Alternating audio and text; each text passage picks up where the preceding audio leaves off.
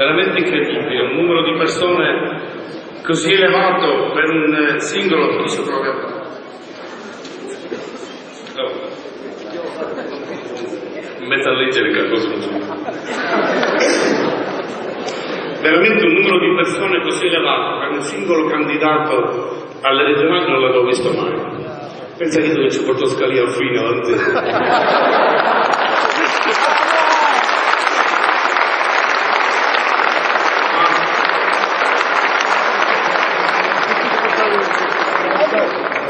Io devo probabilmente, intanto che se mi si levassero poco poco, abbassassero poco poco che si deve fare da interrogatorio penale, non si possono passare come bravo, grazie. Io devo probabilmente spiegare a tanti di voi gli ultimi 2 mesi della vita politica mia e di Michele, che è sempre stato minuto per minuto accanto a me in questi ultimi mesi. Dalla mia richiesta di essere candidato come presidente alla regione al mio cosiddetto passo indietro, alla rivoluzione siciliana, alla mia intenzione di continuare questa rivoluzione siciliana. Bene, non è vero. Io sono stato 2 anni presidente dell'Assemblea e in questi 2 anni mi sono accorto, e devo fare atto di pentimento, forse ve ne potevo accorgere prima, non me ne ero accorto prima, stando a Roma, e mi sono accorto come la regione siciliana sia lo strumento fortissimo, eccezionale per bloccare lo sviluppo della Sicilia. Per bloccare. È una costruzione burocratica fatta apposta perché non si possa fare nulla. Io questo l'ho capito stando sullo scranno di presidente, avendo Michele come mio punto di riferimento in Commissione Bilancio e avendo tutta una serie di imprenditori che avevamo portato qui in Sicilia anche durante il periodo precedente in cui ero stato impegnato al governo Berlusconi, che sono arrivati in Sicilia perfettamente sani e sono andati via con lo psicanalista perché sono tutti letteralmente impazziti. Io credo che, essendosi una qualsiasi persona che si accorge di questo sistema, che ama la Sicilia come l'ama e che non interviene per cercare di migliorare, di cambiare, di rivoluzionare per l'appunto questo sistema, non può essere degno di attribuirsi di essere una persona che è classe dirigente di questa regione. Io da questo stesso palco nel 2001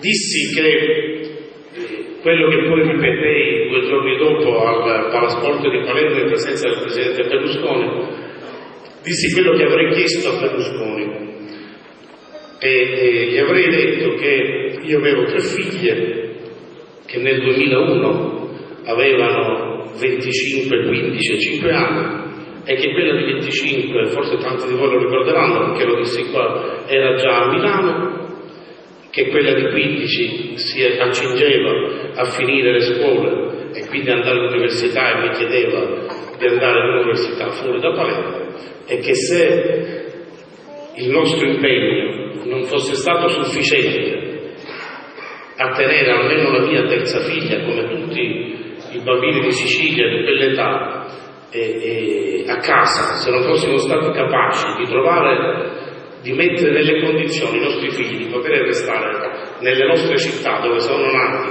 dove viviamo noi, e restare insieme a noi, per noi sarebbe stato un fallimento. Bene, la stessa cosa la ripeto oggi, ma oggi la ripeto dopo aver capito quali sono i blocchi, quali sono i cancri della regione siciliana, e come qualsiasi attività che qualsiasi sindaco, per quanto bravo, che qualsiasi amministratore locale, per quanto bravo possa fare, poi alla Regione comunque si blocca tutto. Per quanto noi siamo stati al governo nazionale, per quanti quattrini, per quante risorse, per quanti imprenditori, per quanti investimenti abbiamo mandato in Sicilia, poi si blocca tutto alla Regione Sicilia. E allora oggi quelle mie figlie, essendo passati 7 anni, hanno 32 anni, 22 e 12. Quindi il tempo si è accorciato. Perché Laura di 32 anni continua felicemente a restare a Milano. Virginia di 22 ormai sta per finire l'università e già avendo affittato in una casa a Roma per poterci vivere facendo politica, mi ha chiesto di trovare una casa con una stanza in più perché lei viene a Roma con me. E Costanza ha 12 anni e fra 5 anni finisce la scuola pure lei e iniziamo questa tragedia per vedere se anche lei deve andare fuori. Allora, avendo capito quello che c'è alla Regione Siciliana, avendo capito che cos'è il metodo della Regione Siciliana, e guardate la mia arrabbiatura, la mia, come dire, veramente la rabbia che io ho avuto nei confronti di Toto Cuffaro, è una rabbia che nasce fondamentalmente dal fatto che io mi sono accorto che in tutti questi anni non è stato fatto nulla per migliorare questa attività della Regione Siciliana e che invece l'unico interesse è quello di poter pigliare solo 5 anni per funzionare da lei. E io ho avuto una rabbia, lo dico sinceramente, una rabbia autentica nei confronti di Cuffaro, una rabbia autentica, perché non è possibile che la Sicilia continui ad avere classi dirigenti, continui ad avere politici che vivono solo nell'interesse personale, mai nell'interesse collettivo.